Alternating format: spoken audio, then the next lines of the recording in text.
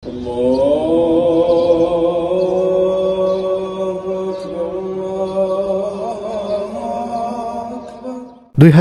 সালে পবিত্র রমজানে মসজিদুল হারাম ও মসজিদে নববীতে তারাবির নামাজ 10 রাকাত আদায়ের সিদ্ধান্ত নিয়েছে হারামাইন শরীফাইন কর্তৃপক্ষ।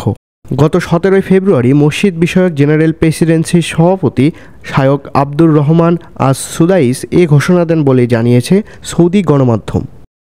সংশ্লিষ্ট কর্তৃপক্ষ জানিয়েছে, এবার রমজানে 5 সালামে 10 রাকাত তারাবির নামাজ আদায় করা হবে। পূর্ববর্তী বছরগুলোতে করোনার কারণে তারাবির রাকাত সংখ্যা কমানো হয়েছিল।